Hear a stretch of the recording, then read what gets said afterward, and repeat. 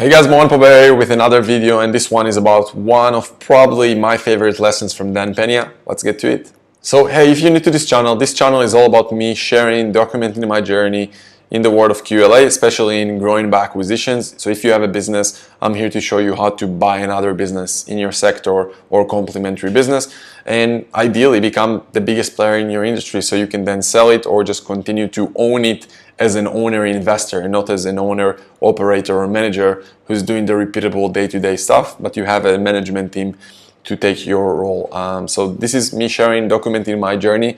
I know this is the channel that I wish that I had when I started, someone to follow, someone to learn from, especially from his mistakes. I know that I made a lot of mistakes that cost me a lot of money and mental trouble and hard times to put it into words. But yeah, this is this channel. If you didn't yet, subscribe, like the video, comment below, get engaged, and it will motivate me to do more videos for you. So, and obviously to do more deals, because you guys help me with deal flow and I help you with doing those deals. So what else? Yeah, go to the links in the description below, and there are links for you to submit your biggest questions. So that's one. You put your personalized details, and I'm creating those videos based on your suggestions, and I'm doing them personalized based on your questions.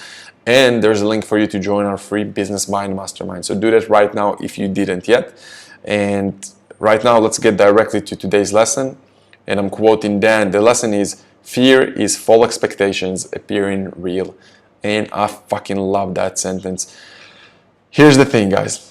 Most people don't take action, and the reason they do that behind all their masks. So you probably have the reasons that you think you're not taking action. I don't have the right system, I don't have the right mentor, I don't have the right dream team, I don't have the right deal, I don't have financing, I don't know how to know if a deal is a good deal, blah blah blah. So many things.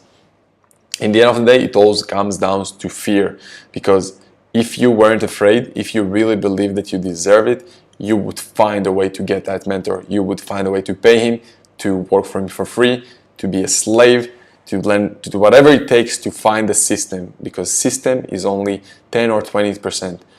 Everything around that is mindset and support, and that's the biggest thing. And people, and I mentioned that in other videos, people are perfectionists, they're afraid to fail, and they're afraid to be successful. They think that if they'll be successful, their friends won't love them, their family won't love them. And many times it's on your subconscious level and not in your conscious. And your subconscious is responsible for more than 90% of your decisions. So if you're not able to control that, you won't be able to control your results. The best thing you can do, like I said in many other videos, is to be around people who already had the results that you want to have. So I want to start that video with that. So again, guys, fear is false expectations appearing real. So what that means exactly.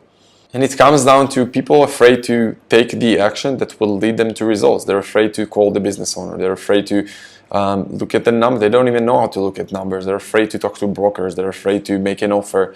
They're afraid from so many little things. And they're always looking to waste time and avoid the actual actions that will make shit happen. And many people will tell you, no, you need another this, another that. But in the end of the day, guys, your fear, it's how can I put it into action? The fear isn't, you're not really afraid of the actual results. When you take action, you realize the action isn't really scary. It's all in your head. Like literally everything that's going around you, like you probably see life different than me, and everyone else is seeing life differently based on their beliefs, and you're afraid of the action. It's like, I'm sure you tried to do something in your life in the past, you were really afraid to do it, but then when you actually did it, you were actually engaged so much in the action, you were so present, you loved the action. Just even thinking about if you like to go on roller coasters, for example. Before you go on those things for the first time, you're like, what the fuck is this? No way I'm going to go there, especially when you're a kid. But when you're on it, you're like in the zone. You're fucking loving every second of it. And there's a very small difference between fear and excitement. And the problem is that people don't understand that fear many times is just an excitement, and they just need to literally, I guess, transfer that idea of fear into excitement. And you need to understand, whenever you're afraid, this is an opportunity for you to be excited about something, to be engaged, to be present, and to really enjoy the process. And most people that I know are not doing that, especially the unsuccessful ones. Those who are successful, you see, one of the reasons is that they're so successful is because they're jumping into the water. They're doing the things they're afraid of, and that's how they're able to develop themselves, because they're doing things they're afraid of. And even if they fail for once, they know to adjust very fast and do those things again, and eventually it becomes like a second nature to them, and then they're able to be successful again and again in those things. Now, people will tell you need to I guess get your communication skills better, you need this, you need that. But guys, financial institutions, brokers, business owners, they don't give a shit about that. They care about, are you able to serve them and give them the value and results that they want? Everyone is selfish in the end of the day. If you can't understand that, I don't care how many Toastmasters you're going to do, or how many more courses you're going to do on communication skills and confidence and all that shit. Yes, it's good to have those things, but in the end of the day, it's all about your perspective and mindset when you talk to business owners, when you talk to financial institutions, when you talk to business owners, because they have their agendas and their needs. And unless you understand what they're looking for exactly, it's going to be really hard to meet those things and get results if it's with brokers, with business owners again, or raising capital. When you raise capital from financial institutions, is it important to have good communication skills and I guess know how to talk to them? Yes, to some extent, but in the end of the day, they don't give a shit about if you know how to speak like, I don't know, who would I have in mind, right? Whatever, someone with a very good communication skill, Bill Clinton, whatever, right? All they care about is, are you able to get their loan back? Is the business that you're looking to buy is able to do that? Unless you can provide that value to them, they don't give a shit about who you are personally or what kind of suit you wear. And every day that goes by and you're not practicing those things from the right positioning and perspective, you're not going to get the results. And unless you have, again, the mindset when you're talking to those people and the understanding, obviously, of the system, so on what to do when this happened, what to do when that happened, and that can't happen from reading another book, because when you're reading a book you're doing something, you read it once, most likely you forget about those things.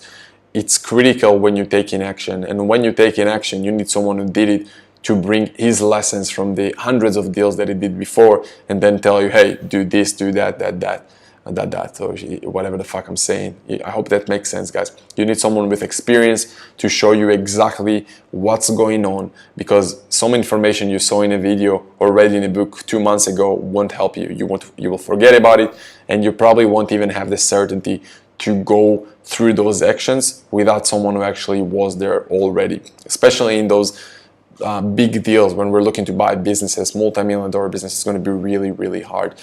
So what to do? It's either with me and my team or with anyone else. Go find someone who's giving you the system, who's giving you the accountability, the support, and is literally holding your hand while you're looking to buy those businesses and grow by acquisitions. Otherwise, I can tell you, as someone who did a lot of mistakes, it's going to be really, really hard for you, especially if you don't have the experience of running at least 7-8 figure business in the past, because even if you're able to get the deal going through, it's going to be really, really hard to then manage that business the right way, again, unless you have the experience. I'm telling you, based on my personal experience, it's really, really hard, and people think that they don't understand how difficult it is to do a deal, and even when they do a deal, they don't understand what things need to happen during due diligence, after due diligence, all the implications that comes into merging businesses together, different cultures, different systems. There's so many things involved. That's why you see even in multi-billion-dollar mergers, companies need to shut down sometimes because they just weren't able to do all the things necessary after they merged together or bought each other. So unless you have that in place or the experience, it's going to be really, really difficult. And unless you have the support team around you, it's almost impossible to also make money from that. So if you want that help of me and my team, a team that did more than 300 deals, and you have an existing business doing at least 6 figures, and you want our help growing it by acquisitions, so not focusing on more sales and marketing, but by going and buying other companies with management team that can take over your role as well, so you'll become ideally an owner investor, not an owner manager. If you want our help, go to moranpabert.com/talk and see the details there. Otherwise, I hope you enjoyed this video. Like, subscribe, comment if you didn't yet, and hit the notification button. And also see the links in the description below. We have a group. We have a link for you to submit your questions. So go and do that if you didn't yet. So yeah, that's pretty much it for today, guys. I hope you enjoyed it, and I'll see you soon.